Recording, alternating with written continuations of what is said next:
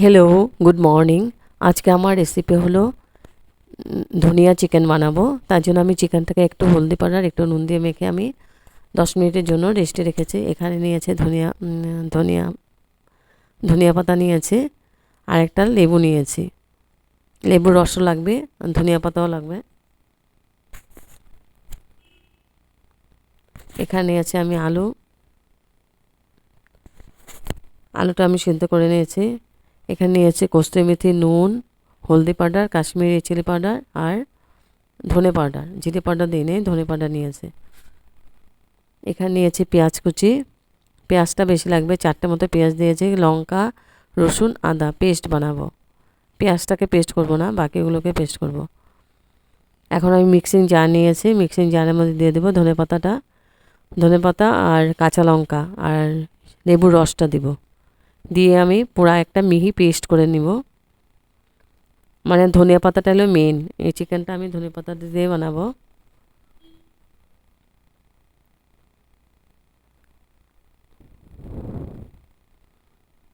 ধনিয়া চিকেনের রেসিপি এটা একদম ইজি প্রসেসে বানাচ্ছি আর খেতে অসাধারণ টেস্টি।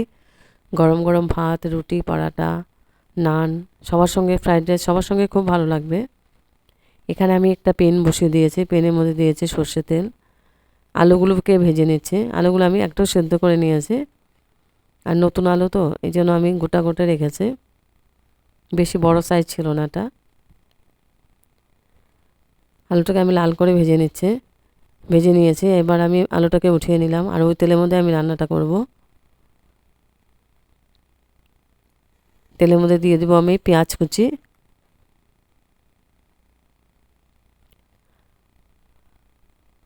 পেঁয়াজ আমি বড় সাইজে চারটে মতো নিয়েছি।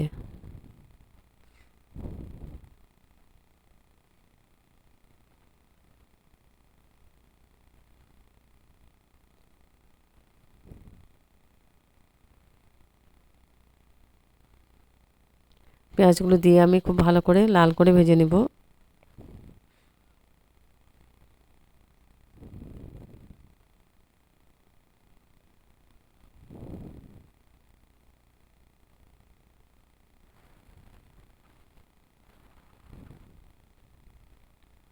পেঁয়াজটা গোল্ডেন ব্রাউন কালার হয়েছে, এখন আমি দিয়ে দিলাম আদা আর রসুন পেস্ট।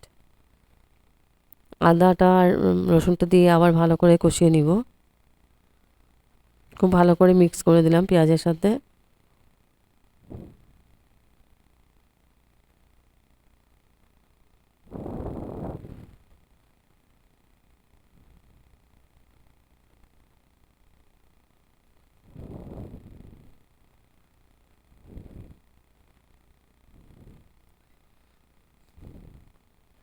এখন দিয়ে দেবো আমি বাকি মশলাগুলো।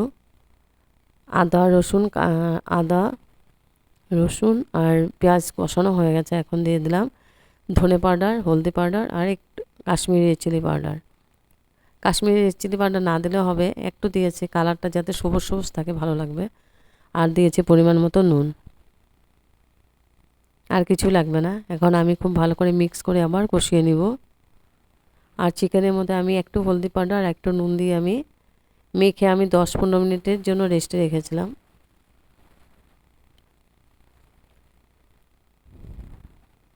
যত ভালো করে কষানো যাবে তত টেস্টটা ভালো হবে। এখন দিয়ে দেবো আমি টক দই, 3-4 চামচের মতো টক দই দিয়ে দিলাম।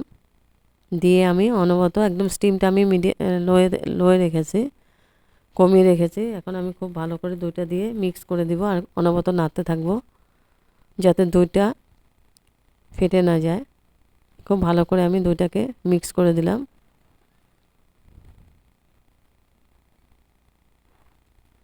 একদম ইজি আর একদম কম সময়ের মধ্যে হয়ে যায় রান্নাটা, আর খেতে অসাধারণ টেস্টি হয়।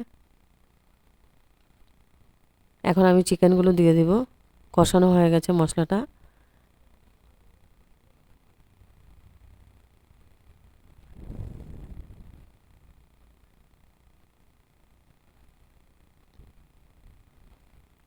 পুরো চিকেনটা দিয়ে দিলাম, দিয়ে এখন ভালো করে মশলার সাথে মিক্স করে দিব।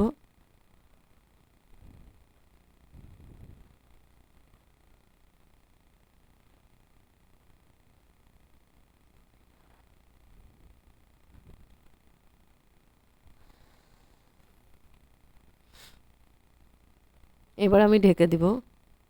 এটা ঢেকে ঢেকে বানাতে লাগবে। স্টিমটা আমি মিডিয়ামে রেখে চিকেনটাতে আমি জল ইউজ করব না।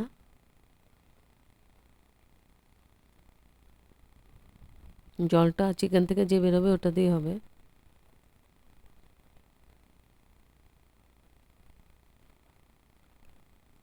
আর এই রেসিপিটার মধ্যে গ্রেভি মানে বেশি রসা দিলে ভালো লাগবে না, গ্রেভি টানা মাখা মাখা হলে ভালো লাগবে খেতে।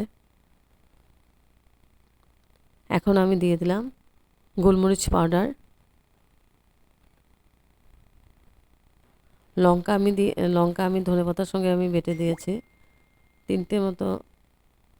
4টে মতো লঙ্কা দিয়েছি, একটু ঝাল ঝাল হলে ভালো লাগবে। আর গোলমরিচ পাউডার দিয়েছি 1 চামচের মতো, দিয়ে আবার ভালো করে মিক্স করে দিব।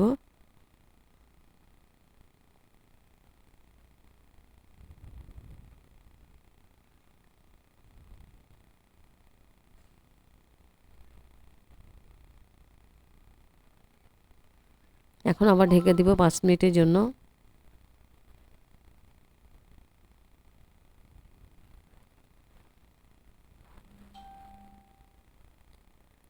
এবার 5 মিনিট পরে এসে আবার নাড়াচাড়া করে দিচ্ছি। আর জলটা চিকেন থেকে বেরিয়েছে, আমি এক্সট্রা করে জল ইউজ করিনি।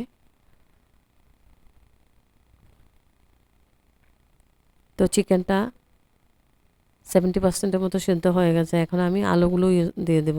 আলুটাও মানে একটু সিদ্ধ করে ওটা ভেজে নিয়েছি। আলুটা দিয়ে দিলে তাহলে একসঙ্গে সিদ্ধ হয়ে যাবে দুটাই।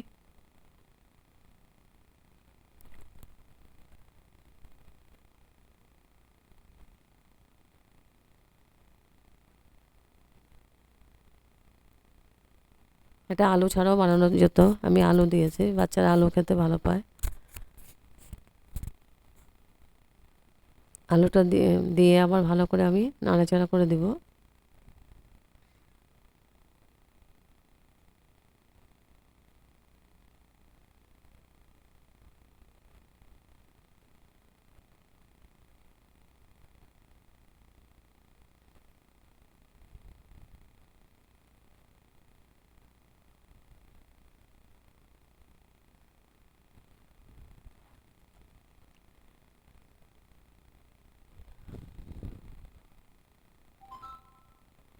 এখন আবার ঢেকে দিয়েছি আমি 3 মিনিটের জন্য।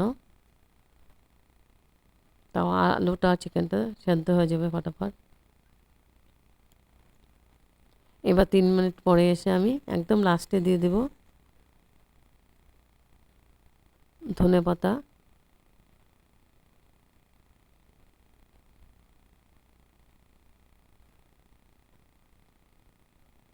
খুব ভালো করে চিকেনটা কষানো হয়ে গেছে, আর আলুটাও সেদ্ধ হয়ে গেছে, চিকেনটাও সেদ্ধ হয়ে গেছে।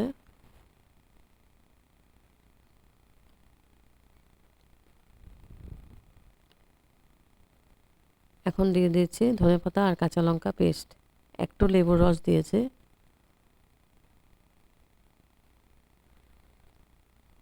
এখন খুব ভালো করে মিক্স করে দেব।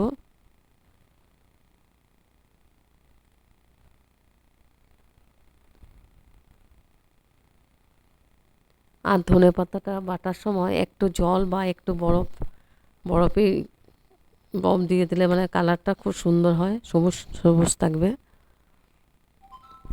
আর জল ছাড়া বাটলে আর বেশিক্ষণ এটা করলে এটা কালো কালো হয়ে যাবে। একদম নামানোর 4-5 মিনিট আগে ধনেপাতাটা দিয়ে দিলাম, দিয়ে আমি খুব ভালো করে স্টিমটা বাড়িয়ে দিয়েছি। কিছু সময় আমি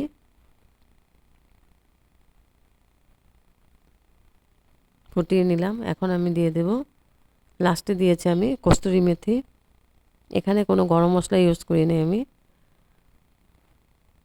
ধনেপাতার থেকে স্মেলটা সুন্দর হবে, আর কস্তুরি মেথি দিলে আরও টেস্টটা বাড়বে। কস্তুরি মেথিটা দিয়ে আমি আবার ঢেকে দিব 3 মিনিটের জন্য।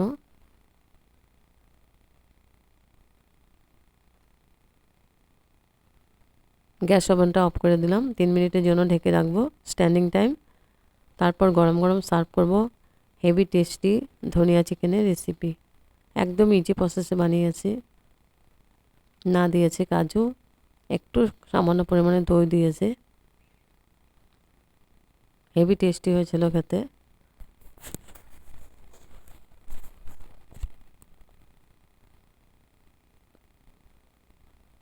কালারটা একদম সবুজ সবুজই আসছে।